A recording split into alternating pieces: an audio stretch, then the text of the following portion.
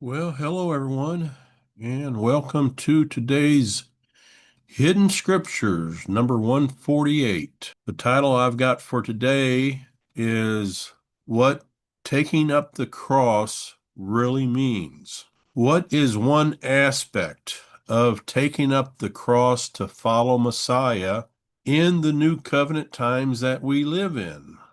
Okay, we find this phrase only one time, and it's here in the book of Mark,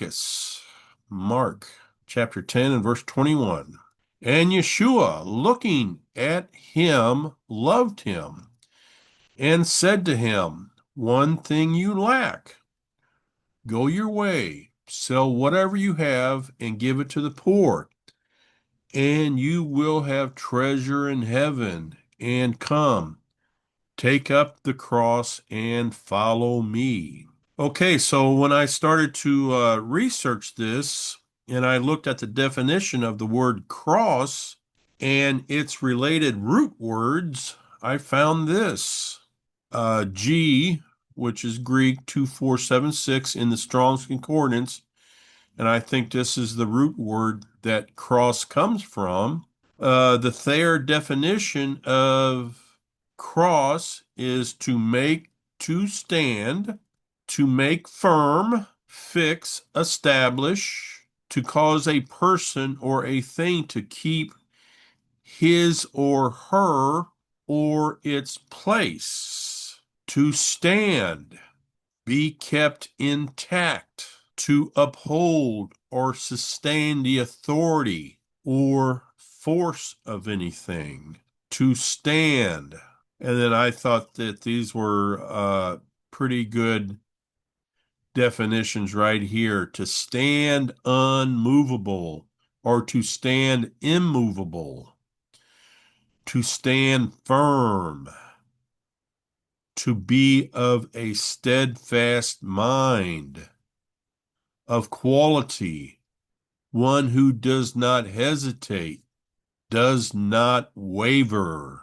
Based on these definitions, what this passage can be interpreted in telling us is that we are to follow our Messiah no matter what may come our way in an attempt to discourage us.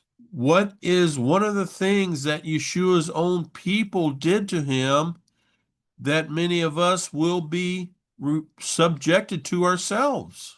Lucas 17:25. But first, he, the Messiah, must suffer many things and be rejected by this generation. Our Messiah was rejected. Lucas chapter 20, verse 17, and he beheld them. Yeshua, our Messiah, beheld them and said, What is this then that is written? The stone which the builders rejected, the same is become the head of the corner. Even his own siblings rejected him. Yohanan, we know him as John, chapter 7 and verse 5. For not even his brothers believed in him. Yeshua carried his cross knowing that he had been rejected by his own people. How does this relate to us today? Most of us have faced rejection because of our walk of faith and obedience. Before, we just had a walk of faith without any obedience. But once we answered the call of the Father and changed our walk of faith and included obedience into our walk of faith, we were rejected. We were not rejected by the worldly friends and or co-workers that we used to have. They didn't care what we did, but we faced rejection from our Christian family members and friends.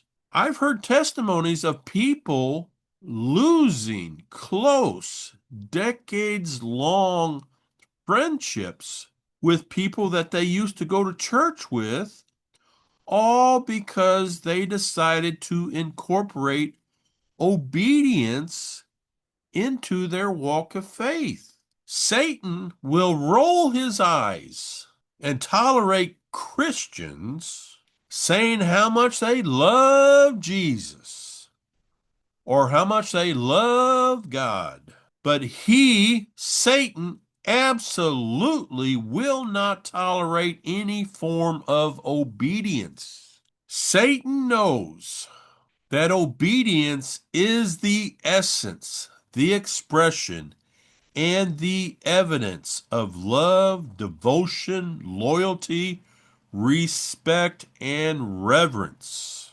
He simply cannot allow any of this to be directed towards the Father because he wants it all for himself. Most of us did not anticipate this rejection that we personally experienced from our Christian family members and friends, and it took many of us by surprise. But what Messiah is teaching us is that even though this is the purpose of this rejection, we must not allow it to discourage us from following him. Face the rejection, accept it, adapt to it, overcome it, but do not let it discourage you to the point of causing you to falter in your walk of faith in Messiah Yeshua, which now includes obedience to his Father's teachings and instructions and commands that are contained for us in the Torah, the Mosaic Law. When we take up the cross to follow the Messiah, we do whatever it takes and face whatever rejection we may face in order to follow him in truth and authenticity, because this is what separates the sheep from the goats. From my home in the Philippines, I want to thank you so much for watching, and I look forward to being with you again in the next episode of Hidden Scriptures. Please give this video a thumbs up on my YouTube channel and subscribe. Also, please join one of my Facebook groups where you will have fellowship opportunities with like-minded believers in Messiah Yeshua. Shalom, everyone.